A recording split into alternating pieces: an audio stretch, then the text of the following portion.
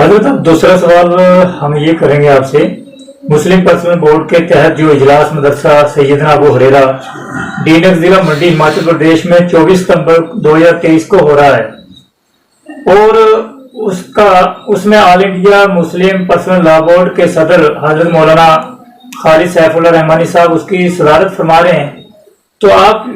یہ بتائیں کہ اس اجلاس کا مقصد کیا ہے اور ہماچل پردیش کے مسلمانوں کو اس اجلاس سے کیا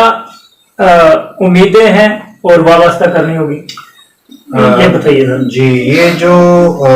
اجلاس ہو رہا ہے 24 ستمبر 2023 کو، جی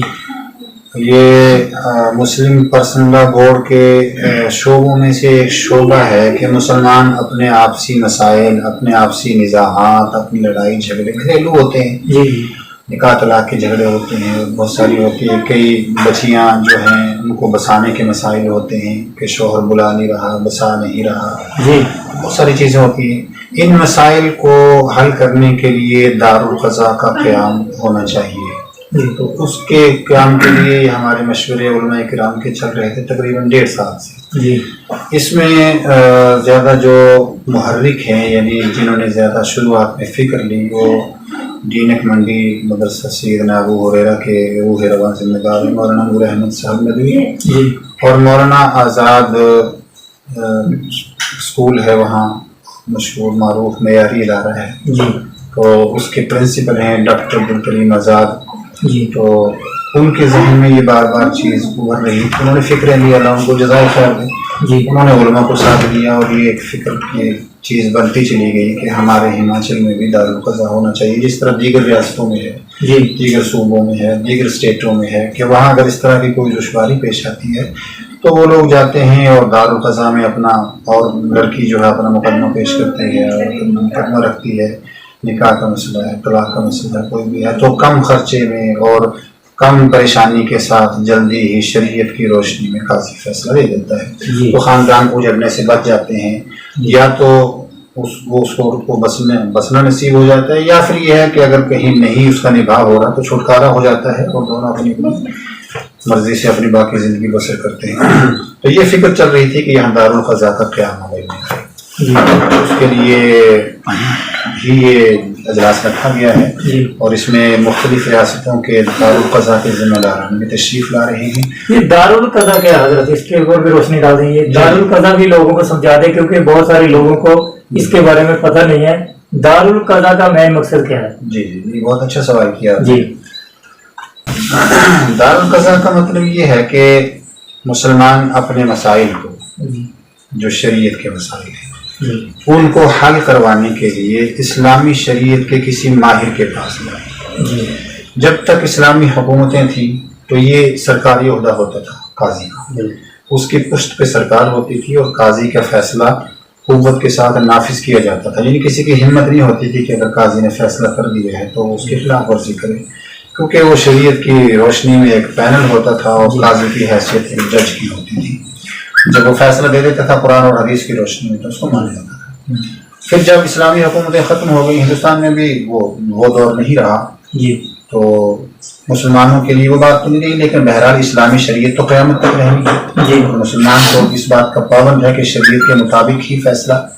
اپنے مقدمات کے فیصلے کرے اور انہیں شریعت کے مطابق چلے۔ قرآن پاک میں اللہ تعالیٰ نے فرمایا ہے وَمَا كَانَ لِمُؤْمِنٍ وَلَا مُؤْمِنَةٍ إِذَا قَضَى اللَّهُ وَرَسُولُهُ أَمْرًا أَن يَكُونَ لَهُمُ الْخِيَرَةُ مِنْ أَمْرِهِمْ 22 سپارے میں اللہ تعالیٰ فرماتے ہیں کہ کسی مسلمان مرد اور عورت کو یہ مناسب نہیں ہے کہ جب اللہ اور رسول کی طرف سے کوئی حکم آ گیا اس کے بعد پھر وہ اپنی مرضی چلائیں، تو ان کو اختیار نہیں ہے کہ جب شریعت نے آپ کو ایک حکم بنا کے دے دیا تو آپ پابند ہیں، اگر آپ اسلام کو فالو کرتے ہیں، آپ اسلام کو مانتے ہیں، تو پھر یہ ضروری ہے کہ آپ اپنے وہ تمام مقدمات، وہ تمام نزاعات اسلامی شریعت کی روشنی میں حل کروائیں۔ تو اس کے لیے پھر علماء کرام نے یہ شکلیں بنائی کہ مسلم پرسنل بورڈ کا قیام عمل میں آیا، ہمارا شریعہ وغیرہ کا قیام عمل میں آیا مختلف ریاستوں میں،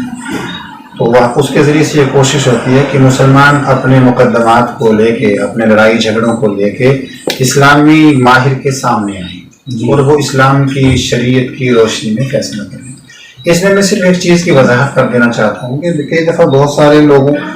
اس غلط فہمی میں مبتلا ہوتے ہیں، اور کبھی میڈیا یہ غلط فہمی پیدا کرنے کی کوشش کرتا ہے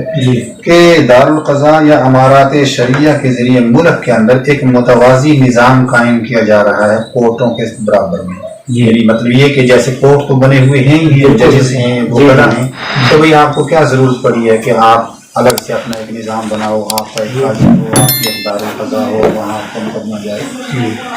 تو یہ ذہن لوگوں کے ذہنوں میں یہ غلط فہمی ڈالی جاتی ہے کہ یہ تو گویا کہ مسلمان ایک ایسا کام کر رہے ہیں جس سے ان عدالتوں کو نہیں مان رہے ہیں. حالانکہ یہ بات غلط ہے.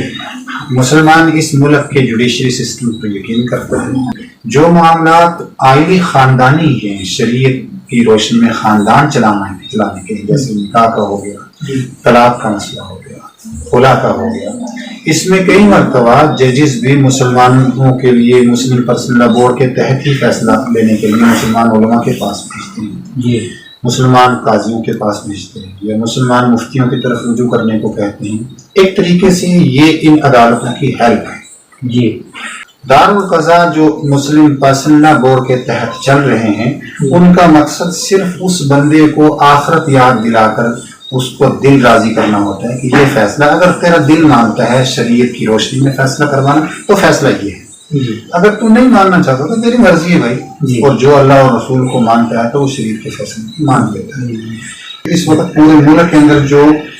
ججوں کے اوپر جو دباؤ ہے، جتنے بہت سارے کیسز ہیں جو پینڈنگ پڑے ہوئے ہیں ججوں کے پاس، بہت وہ لاکھوں کی تعداد میں جن کا ان مقدمات کا ابھی تک فیصلہ نہیں ہو پایا کیونکہ جج کم ہیں، کیس زیادہ ہے. اور بہت ساری جگہ ججوں کی جگہ خالی ہے،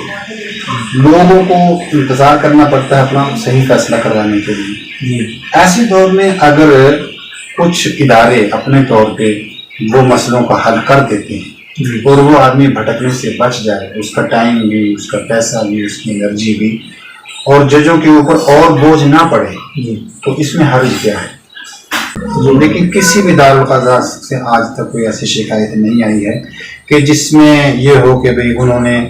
کوئی ایسا فیصلہ کر دیا جس سے کسی کا جانی یا مالی نقصان ہوا. فائدہ ضرور ہے کسی کی کہ کوئی رشتہ اجڑنے سے بچا ہے، کوئی رشتہ طلاق تک جا رہا تھا، اس کا درمیان میں رضامندی سے وہ گھر بسا دیا گیا، یا کہیں عورت یا کوئی لڑکی بیچاری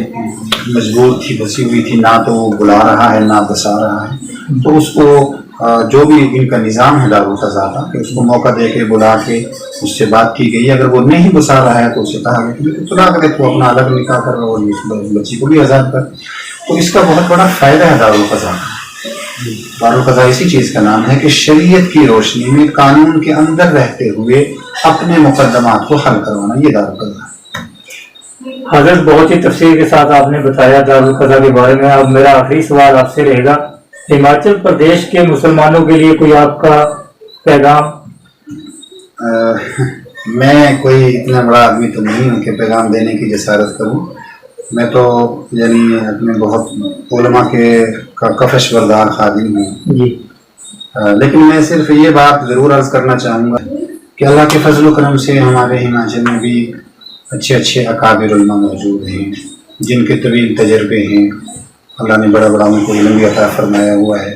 اس کے علاوہ اب اگر مسلم پرسنل لا بورڈ یا جمعیت علماء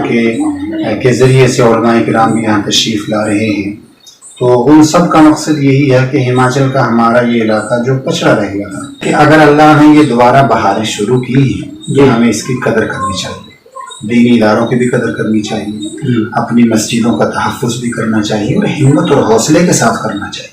زندگی اور موت اللہ کے حوالے میں ہے. تو مسلمانوں سے میرا کہنا صرف یہی ہے کہ دینی اور تعلیمی ترقی کی طرف توجہ دیں، اپنے بچوں کو دین کے ساتھ ضرور جوڑیں، دنیاوی تعلیم ضرور کروائیں، اعلیٰ سے اعلیٰ کروائیں. بچوں کو بھی بچیوں کو بھی تعلیم کے بغیر اس زمانے میں جینا بہت مشکل ہے، لیکن وہ تعلیم ادھوری رہے گی اگر وہ اسلام کی روشنی کے بغیر ہوگی، اگر وہ دین کی رہنمائی کے بغیر ہوگی تو اس کا کوئی فائدہ نہیں. تو دارالقضاء اگر یہاں بنتا ہے تو اپنے مقدمات، اپنے لڑائی جھگڑے، اپنے جو بھی چیزیں ہیں ان کو اسلامی شریعت کی روشنی میں حل کروانے کے لیے دارالقضاء کی طرف رجوع کریں. بس میرا یہی ایک عرض ہوگی یا پیغام جو بھی آپ سے. بہت شکریہ. آج کا جو انٹرویو رہا حضرت مولانا روشن الدین قاسمی صاحب ڈسٹرکٹ چمبا ہماچل پردیش سے، ان کے ساتھ پہلی بار زندگی میں اپنے لیے خوشی کا پل محسوس کرتا ہوں، جو اتنا اچھا آل انڈیا مسلم پرسنل لا بورڈ کے بارے میں بتایا، اور آپ لوگ بھی ان کے لیے دعا کریں۔ حضرت کو میری طرف سے اپیل رہے گی، آپ لوگوں کے لیے ضرور دعا کریں گے، کیونکہ